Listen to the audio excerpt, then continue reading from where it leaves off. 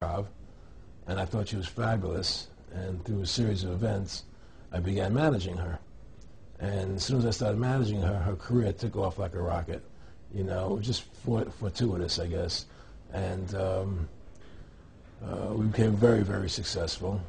And through managing Bet, I started producing shows on Broadway where I won the Tony, and I produced a television show where I won the Emmy with Dustin Hoffman and Bet, you know, and then I produced The Rose for her, where she got Academy Award nominations. Wow.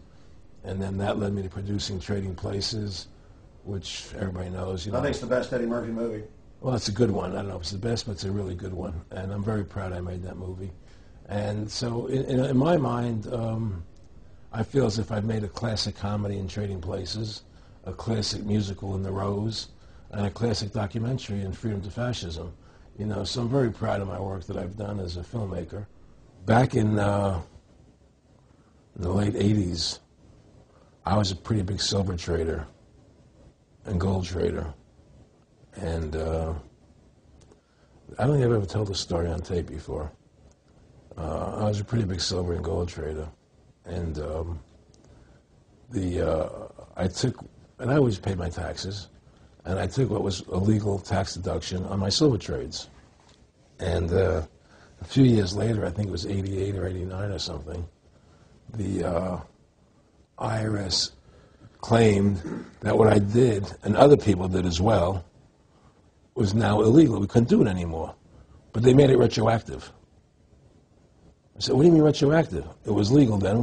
I did what was legal. I said, yeah, but it's now we're making it illegal retroactively. And that's not good. So you owe us $600,000 or $800,000.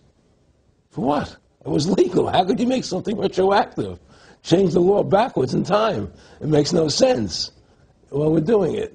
And so everybody said they can't do that. So we went to court, a class action lawsuit. And the judge agreed with the IRS and said they could do it retroactively. And that's when I knew that there was something wrong in America with the IRS and the system here, you know. Aaron, you were telling me this story last night, and before you even finished saying, in the late 80s, the tax law, I said retroactive. And I knew that because they literally ruined my dad, but he paid. He didn't know. He still thought this was America. And it was legal tax law, what you're supposed to do. They said retroactively you owe, and with, not just retroactive, but they said you also have penalties and interest. That's right. So how do you have penalties and interest on something when they retroactively change the law? Well, first of all, they can't retroactively. How can you do anything retroactively? Penalties and interest are a farce. The whole thing, because they do whatever they want to do. And that's when I realized America is not America. It's not the land that I was taught it was. Because they can do whatever they wish to do. And there's nothing the citizen can do about it. Now, you've made America Freedom to Fascism. I want to walk through that film, and I want to encourage everybody out there to get a copy of it on DVD. It was also in theaters around the country, and I think the best film out there on the Federal Reserve and the IRS and the whole banker scam, and I want to discuss that with you here. But I wanted to go back a little bit to the point that we discussed last night, where you don't advise people to not pay. And I do the same thing. People say, well, wait, you're saying it's a scam, but you're saying go ahead and pay it. And I like the way you summed it up. Well, it's really fairly simple. I mean, since making that movie, you know, many people come to me and ask me whether they should pay their income taxes or not, you know, and I never advise people not to pay. And the reason I tell them, I said, look, I've done a lot of research. The Supreme Court has ruled that the IRS has no authority. The 16th Amendment did not give the IRS the authority to tax your labor and your wages. That's a fact. All right, the Supreme Court is the law of the land, you know, and the IRS does not trump the Supreme Court. However, that being the case, the fact is, if the mafia would come to you and say, we want $2,000 a month and we're going to hurt you, I would not advise you not to pay them, because you may get hurt by not paying them. Whether it's legal or not doesn't necessarily matter. You're going to get hurt if you don't. It's the same thing with the IRS. They can hurt you. They can put you in jail. They can torture you. So if you don't pay them, you may get hurt. So I never advise people not to pay. You know, I tell people, yeah, pay your taxes. Look what happened to Congressman Hansen. Yeah, Congressman Hansen's a great example. Pay your taxes. But you know what? Shut down the Federal Reserve System, and eventually you won't have to pay those taxes anymore. See, the IRS is a symptom of the problem. The real problem is the banking industry and the bankers in this country. That's where the real problem lies. That's the root of our problem. That's why we've lost America, okay? So, yeah, pay your taxes, because if you don't pay them, you might get hurt. And I've heard all the arguments, you know, what tax protesters say and so on and so forth. And I don't call them tax protesters. I call them the tax honesty movement, because they're being honest, you know, at least. But the fact of the matter is, you're being forced, you're being compelled to pay it, because you're facing jail sentences, you're facing time, you're facing corruption of the courts if you don't pay, right? And so you pay it, because just like you pay the mafia.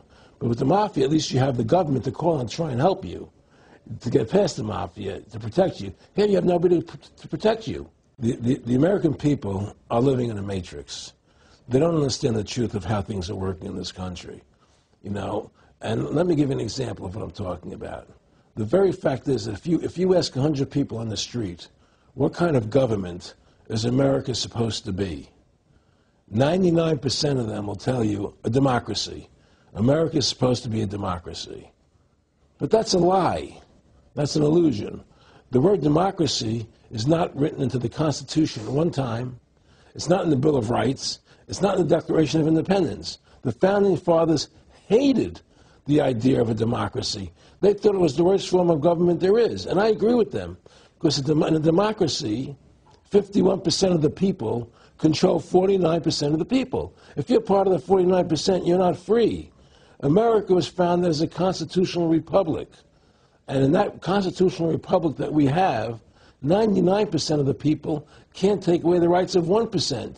You have your rights because you were born with them. You have God-given human rights that nobody can take away from you. The government, the majority, no matter who they are, I can't take away your rights. And that's what our founding fathers gave us.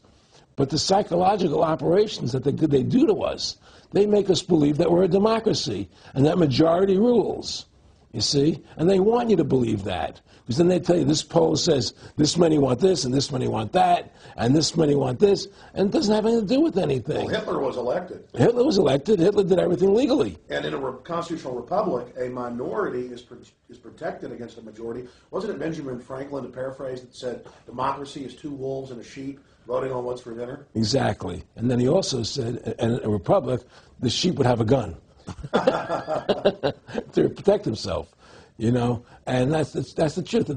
America's not a democracy, but you ask the most intelligent people what form of government America is supposed to be, they'll say democracy. Because that's what they've been brainwashed. They've been psyoped into believing that. They believe that we're in Iraq. They believe we're in Iraq to promote democracy. The word democracy, you hear George Bush saying democracy means freedom. No, democracy equals New World Order. Democracy equals slavery. The word democracy is not synonymous with freedom. It's the opposite of freedom. Democracy is the worst form of government you can have because it's majority rule. And the government can tell you exactly what they want to tell you to do because the majority wants it. I don't care what the majority wants. I live my life as I choose. And if I don't commit violence, theft, or fraud against another human being, I can live my life as I wish. That's my choice. And if I'm allowed to make mistakes, because when you make mistakes, you learn from them. You grow as a human being. We're put on this earth to become the best individuals we can be, to fulfill our God-given potential. Right? We're not here to put on this earth so that the government can tell us how to live our lives and what we must do. We put into these systems and these paradigms. No. The same thing in health. You know, if you're sick, you have to have a certain protocol. Nonsense. You know, be individuals. Think for yourself. Have critical thinking, you know. And so what's happened is that because they've taught everybody that we're a democracy, which is not true, now, so then in 1913, they bring the Federal Reserve System into being, right? And now you have this Federal Reserve System, which then in 1913 got the right to create money for the government. When before that, the government created its own money. Now the government, when it needed money, had to borrow it from this private bank called the Federal Reserve, which is a private bank owned by individuals, incorporated in Delaware. And so what happens is now the government